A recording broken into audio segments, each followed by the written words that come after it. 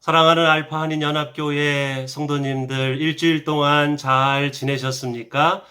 2020년 5월 31일 성령 강림절 가정예배에 우리 성도님들 모두를 초대합니다. 이제 부활의 계절이 지나고 성령 강림의 계절이 돌아왔습니다. 날씨도 캐나다는 겨울이 지나고 봄이 없이 여름이 온 것 같습니다. 이번 주 아주 따뜻하고 더운 그런 여름의 날씨가 이번 주에 그랬는데요. 우리 성도님들의 삶 가운데 이 부활의 역사를 지나서 이제 우리를 거룩하게 하시고 치료하시고 일으키시고 보호하시는 성령님의 역사가 성도님들의 삶에 함께 하기를 기도합니다. 우리 다 함께 성령 강림절 가정 예배를 우리 함께 드리겠습니다. 주님이 나의 빛, 나의 구원이신데 내가 누구를 두려워하랴. 주님이 내 생명의 피난처이신데 내가 누구를 무서워하랴. 나의 대적자들, 나의 원수들, 저 악한 자들이 나를 잡아먹으려고 다가왔다가 비틀거리며 넘어졌구나. 군대가 나를 치려고 애워싸도 나는 무섭지 않네. 용사들이 나를 공격하려고 일어날지라도 나는 하나님만 의지하려네. 주님, 나에게 단 하나의 소원이 있습니다. 나는 오직 그 하나만 구하겠습니다. 그것은 한평생 주님의 집에 살면서 주님의 자비로우신 모습을 보는 것과 성전에서 주님과 의논하면서 살아가는 것입니다. 내가 주님을 애타게 부를 때 들어주십시오. 나를 불쌍히 여기시고 응답하여 주십시오.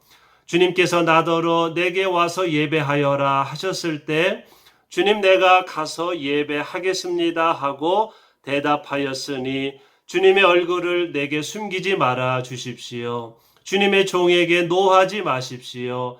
나를 물리치지 말아 주십시오. 주님은 나의 도움이십니다. 나를 버리지 마시고 외면하지 말아 주십시오. 주님은 나를 구원하신 하나님이십니다. 너는 주님을 기다려라. 강하고 담대하게 주님을 기다려라. 아멘. 우리 다 함께 공동의 기도를 드리겠습니다. 사랑의 하나님, 5월 5번째 주일 성령 강림절 주일 예배를 드리며 자비로우시고 진실하신 주님을 찬양합니다.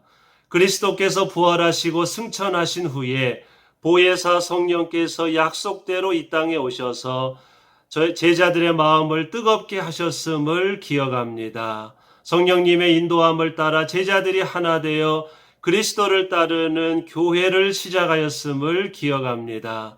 성령의 인도함을 따라 억압과 차별이 무너지고 그리스도 안에서 형제 자매가 한자리에 모여 앉아 주님을 찬양하고 음식을 나누었음을 기억합니다.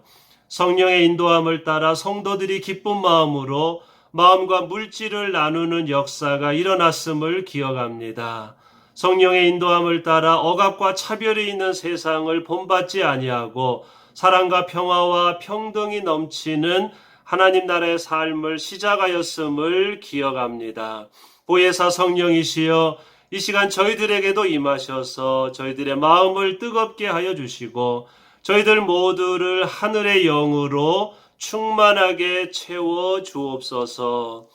능력의 성령이시여 이 땅에 오셔서 이 거친 세상을 변화시켜 주옵소서. 예수 그리스도의 이름으로 기도하옵나이다. 아멘. 새 창조의 선언입니다. 하나님께서 말씀하신다. 마지막 날에 나는 내 영을 모든 사람에게 부어주겠다.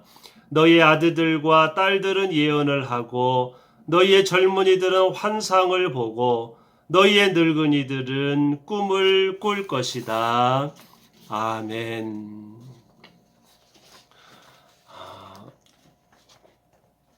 캐나다 연합교회 새 신조로 우리의 신앙을 한 목소리로 고백하겠습니다. 우리는 홀로가 아닙니다. 하나님의 세계에서 삽니다. 우리는 하나님을 믿습니다. 만물을 창조하셨고 지금도 창조하시며 화해시키고 새롭게 하기 위하여 말씀이 몸을 이룬 예수님 안에 오셨으며 우리와 남들 안에서 성령으로 역사하십니다. 우리는 하나님을 신뢰합니다. 우리는 교회를 이루라고 부름받았습니다. 하나님의 임재를 찬양하고 우주 만물을 존중하며 살고 남들을 사랑하며 섬기고 정의를 추구하며 악에 항거하고 십자가 영을 당하시고 살아나셔서 우리의 심판자와 희망이 되신 예수님을 선포하라고 부름받았습니다. 삶에서 죽음에서 죽음을 넘는 삶에서 하나님이 우리와 함께 하십니다. 우리는 홀로가 아닙니다. 하나님께 감사드립니다. 아멘. 찬송가 182장 강물같이 흐르는 기쁨 찬송하겠습니다. 옛날 찬송가는 169장입니다. 옛날 찬송가 169장, 새 찬송가 182장, 강물같이 흐르는 기쁨, 성령 강림함이라.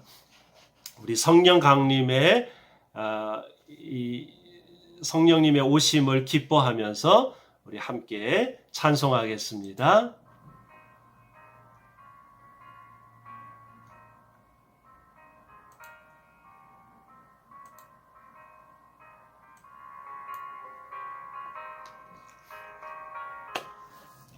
강물같이 흐르는 기쁨 성령 강림함이라. 정결한 마 영원하도록 주의 거처 되겠네. 주님 주시는 참된 평화가 내 맘속에 넘치네. 주의 말씀에 거센 풍랑도 잠잠하게 되도다. 나의 생명 소생케 됨은 성령이 마심이라. 모든 의심 슬픔 사라져 주의 평강 넘치네.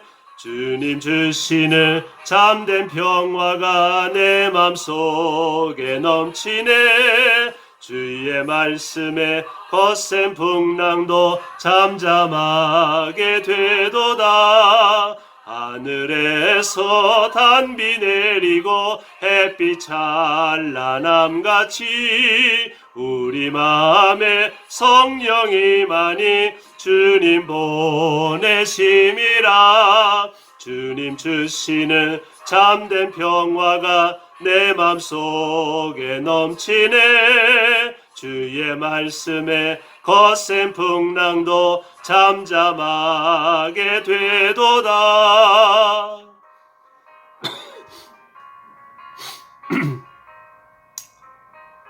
생명신에 넘쳐 흘러서 마른 광야 적시니. 4절 5절 생명신에 넘쳐 흘러서 마른 광야 적시니 의의 열매 모로 익어서 주수를 기다리네. 주님 주시는 참된 평화가 내 맘속에 넘치네. 주의 말씀에 거센 풍랑도 잠잠하게 되도다. 놀라우신 주의 은혜로 그의 얼굴 뵙겠네. 평화로운 안식 넘쳐서 영원토록 쉬겠네. 주님 주시는 참된 평화가 내 맘속에 넘치네. 주의 말씀에 거센 풍랑도 잠잠하게 되도다. 아멘. 찬송을 함께 드렸습니다. 오늘의 성경 말씀은 요한복음 16장 5절에서 8절, 17장 8절에서 11절까지입니다. 나는 지금 나를 보내신 분에게로 간다. 그런데 아무도 나더러 어디로 가느냐고 묻는 사람이 없고 도리어 내가 한 말 때문에 너희 마음에는 슬픔이 가득 찼다. 그러나 내가 너희에게 진실을 말하는데 내가 떠나가는 것이 너희에게 유익하다. 내가 떠나지 않으면 보혜사가 너희에게 오시지 않을 것이다.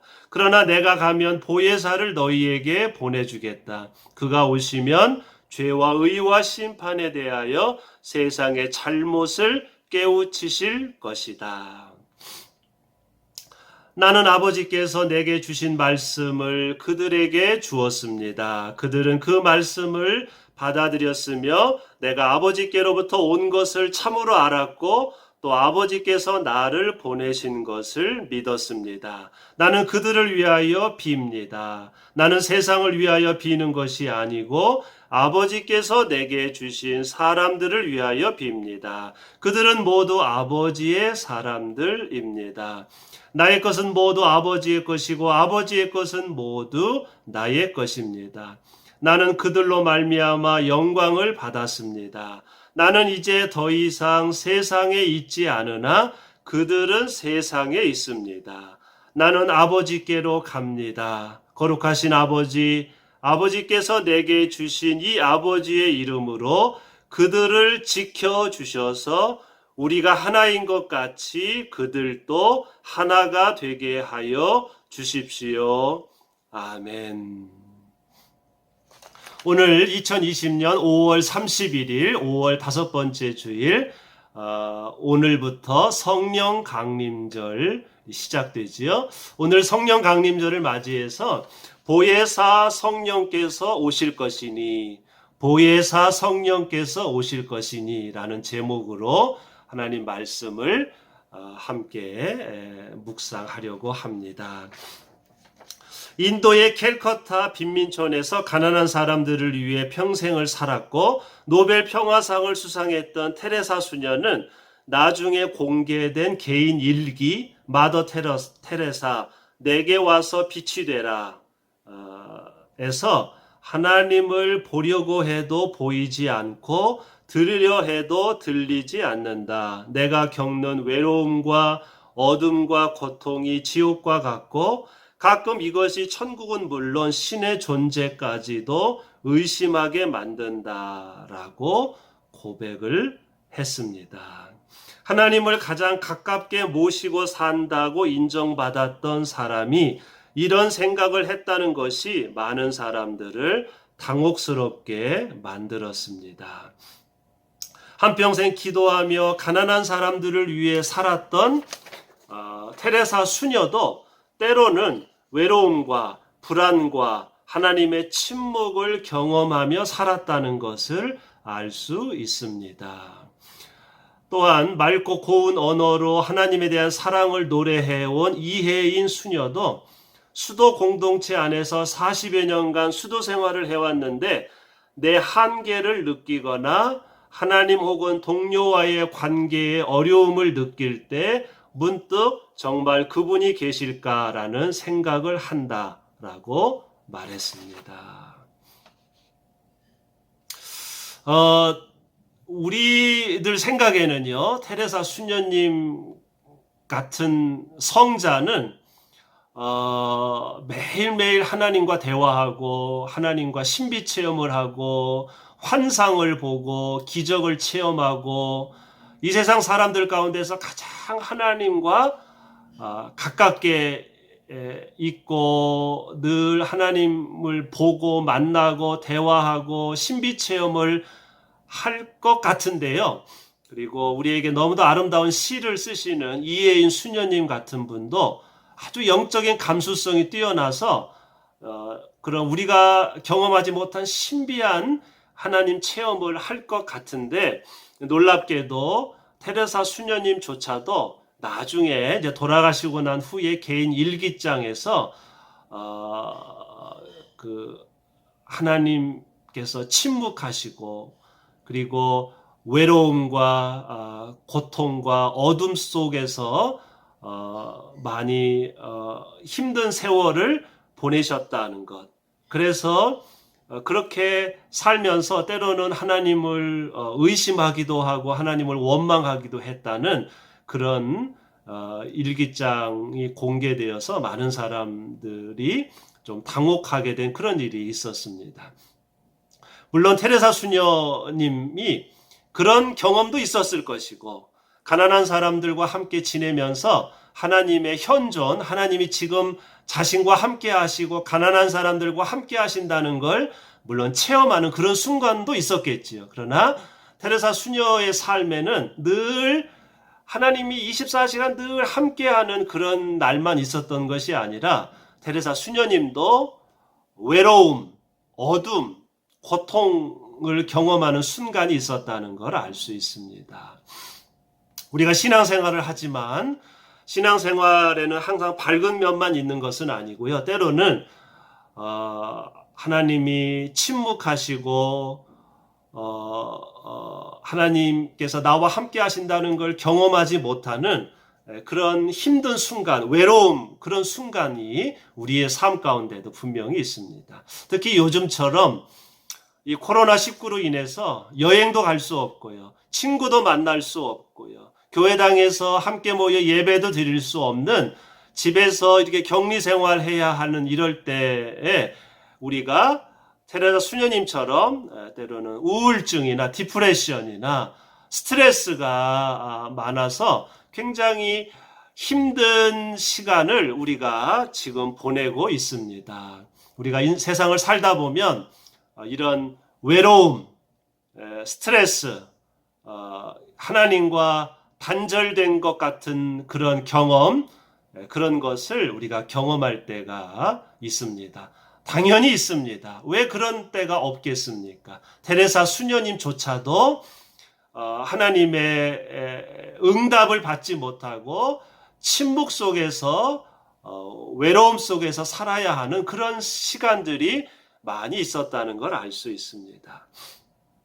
신앙생활을 힘들게 하는 것 중에 하나가 하나님의 침묵과 외로움입니다. 기적이나 방언이나 신비한 체험을 경험한 사람은 하나님께서 살아계심을 깨달을 수 있습니다. 하지만 특별한 기적, 방언, 체험이 없는 사람은 하나님의 현존, 하나님께서 나와 함께 하신다는 것을 깨닫기가 쉽지 않습니다. 이러한 외로움은 부모, 선생, 사랑하는 사람이 내 곁을 떠날 때도 마찬가지입니다. 부모나 선생이나 사랑하는 사람이 내 곁에 있을 때는 내가 얼마든지 만나고 의지하고 상의할 수 있습니다. 하지만 부모가 떠나면 자녀는 모든 것을 스스로 결정하며 살아야 하고 선생이 떠나면 제자는 모든 것을 스스로 결정하며 살아야 합니다. 사랑하는 사람이 떠나면 남은 사람은 혼자서 세상 사는 방법을 배워야 합니다.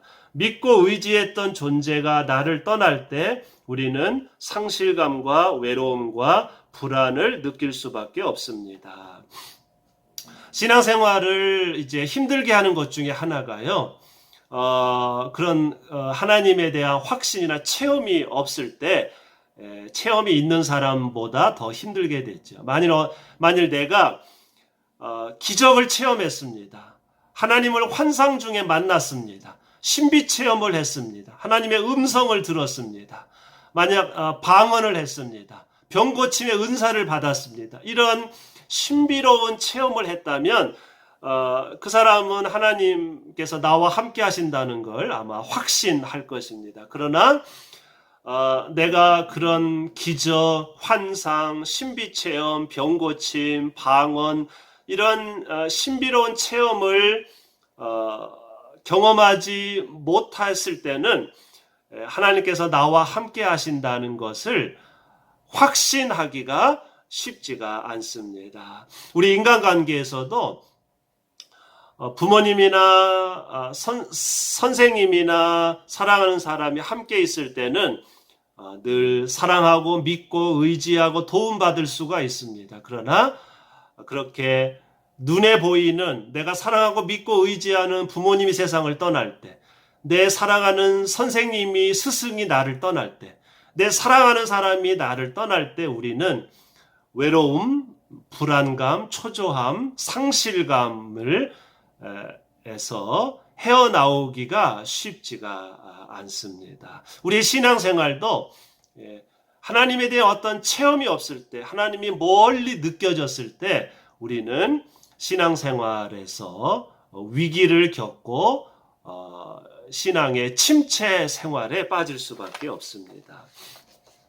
요한복음을 기록한 요한 교회의 외로움과 불안도 이와 같았습니다. 사랑하는 예수님은 더 이상 세상에 계시지 않았고 유대교는 자신들을 회당에서 내쫓았습니다. 이제 회당에서 쫓겨난 요한 교회는 스승 없이 스스로 자립해야만 했습니다. 이러한 요한 교회의 외로움과 불안을 이해하고 요한복음 15장, 16장, 17장 말씀을 읽으면 예수님의 말씀을 더 잘 이해할 수 있습니다. 예수께서는 요한교회 제자들에게 내가 세상을 떠나더라도 불안해하지 말라고 말씀하셨습니다. 내가 떠나면 보혜사 성령께서 오셔서 그대들을 진리로 인도할 것이라고 말씀하셨습니다. 더 나아가 내가 떠나는 것이 그대들에게 유익하다고 말씀하셨습니다.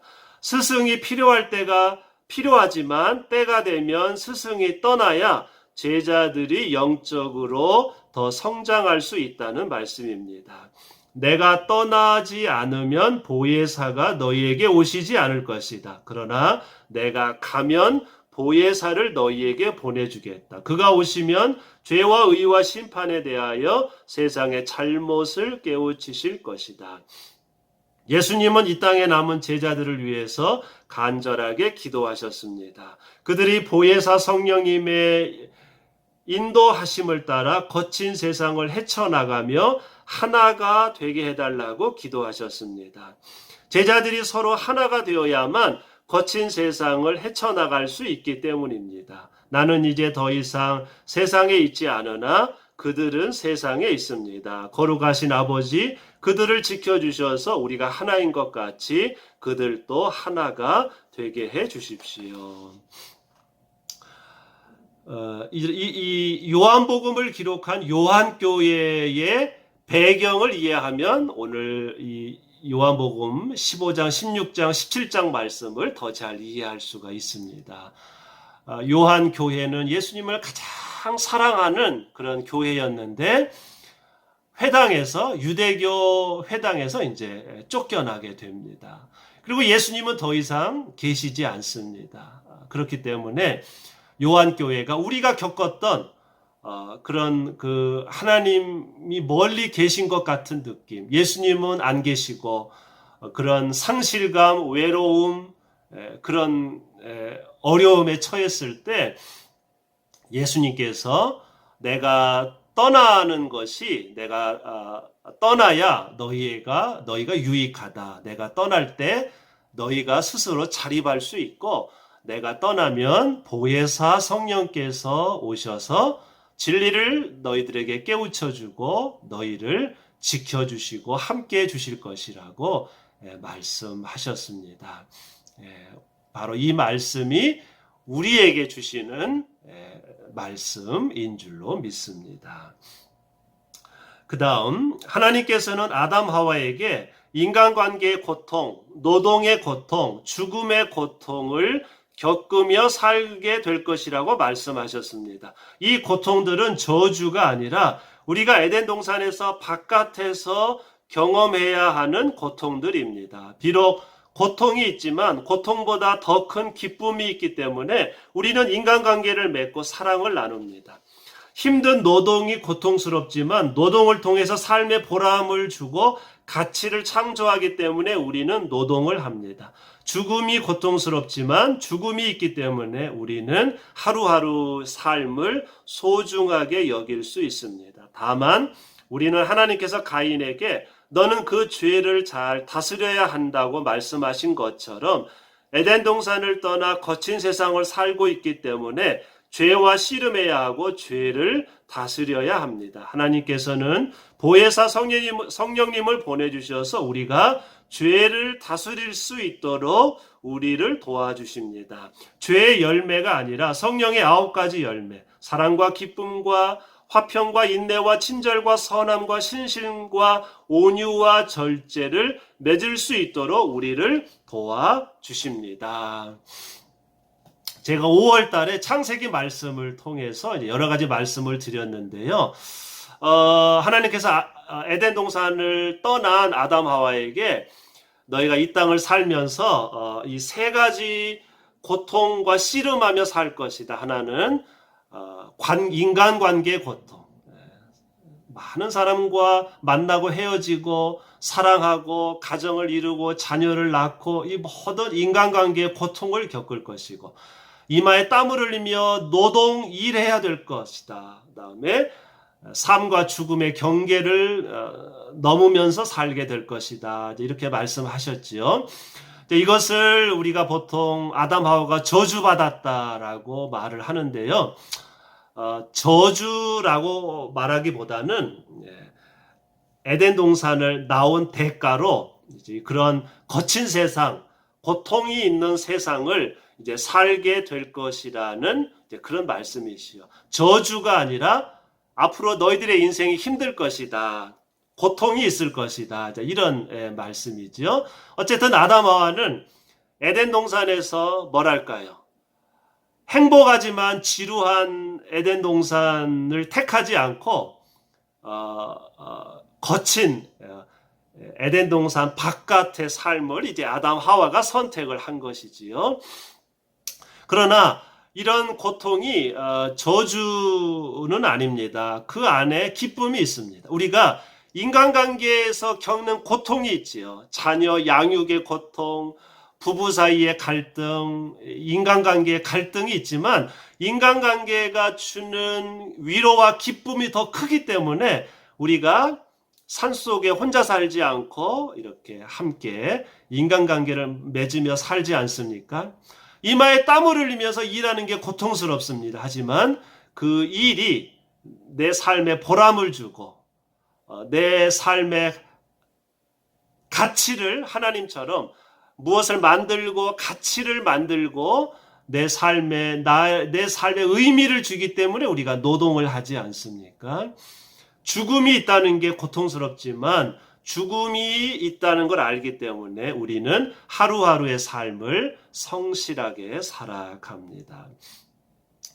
이 3가지의 고통이 저주가 아니라요. 정말 우리가 조심해야 될 것은 지난 시간에 말씀드린 것처럼 에덴 동산을 떠난 게 죄가 아니라 형제가 형제를, 동포가 동포를 미워하는 게 죄라고 이제 하나님께서 말씀하셨지요. 그래서 가인에게 너는 늘 죄를 잘 다스려야 된다고 가인에게 말씀하셨는데 바로 우리가 정말 조심해야 할 것, 우리가 이 땅을 살면서 어떻게 하면 우리 문 앞에 있는 죄를 잘 다스리며 살 것인가? 이것이 우리의 이제 기도 제목이 되는 거지요. 우리가 가인처럼 살지 않으려면 죄가 문 밖에서 우리 문 안으로 들어오지 못하도록 죄를 잘 다스려야 되는데 하나님께서 우리들에게 보혜사 성령님을 보내주셔서 우리가 죄의 열매가 아니라 성령의 9가지 열매를 맺도록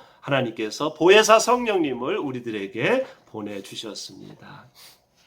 오늘 말씀의 결론입니다. 부활절 절기가 끝나고 성령 강림의 계절이 돌아왔습니다. 부활하신 주님께서는 하늘로 승천하시면서 보혜사 성령께서 오실 것을 우리에게 약속해 주셨습니다. 제자들은 예수님을 눈으로 볼 수 있었고 손으로 만질 수 있었습니다. 하지만 보혜사 성령께서는 영으로 계시기 때문에 우리가 눈으로 볼 수 없고 손으로 만질 수 없습니다. 다만 우리는 날마다 숨 쉬는 숨을 통해서 진리를 깨우쳐 주시는 진리의 영을 통해서 자연과 우주 만물에 에너지를 주는 생명의 영을 통해서 따뜻한 햇볕과 시원한 바람을 통해서 외롭고 힘들 때 나를 붙들어 주시고 내 마음을 뜨겁게 하시는 위로의 영을 통해서 말씀과 찬양과 기도를 통해서 가족과 이웃과 동료의 따뜻한 격려와 사랑을 통해서 정의롭고 선한 사람들의 사회 참여를 통해서 역사의 진보와 발전을 통해서 우리는 보혜사 성령님을 날마다 체험할 수 있습니다. 육신의 눈에는 보이지 않으나 영을 통해서, 생명을 통해서, 진리를 통해서, 자연을 통해서, 이웃을 통해서, 역사를 통해서 지금도 역사하시는 보혜사 성령님을 기억하며 우리 눈에는 보이지 않지만 성령께서 나와 항상 함께 하심을 믿으며 우리가 홀로가 아님을 기억하며 날마다 기쁘고 감사한 삶을 사는 우리들이 되어야 할 줄로 믿습니다. 아멘.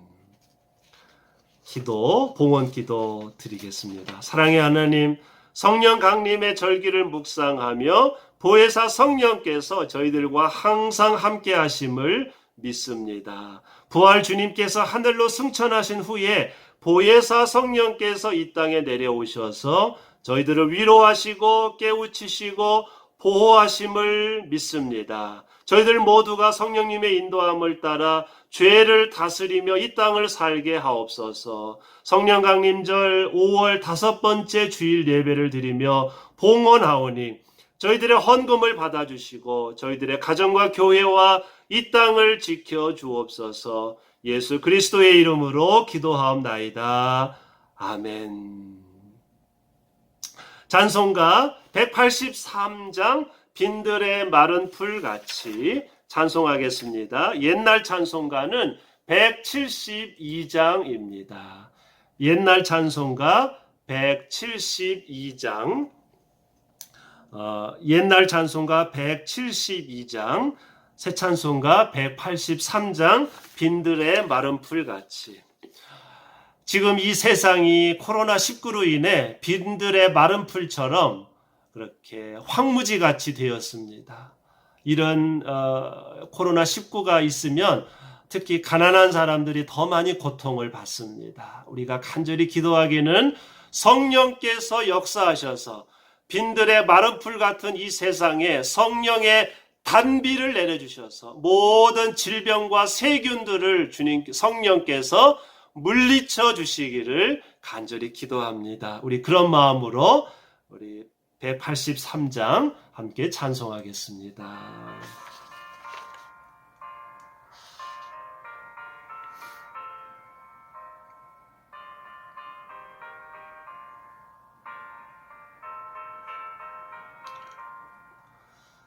빈들의 마른 풀같이 시들은 나의 영혼 주님이 약속한 성령 간절히 기다리네. 가물어 메마른 땅에 단비를 내리시듯 성령의 단비를 부어 새 생명 주옵소서. 반가운 빗소리 들려 산천이 춤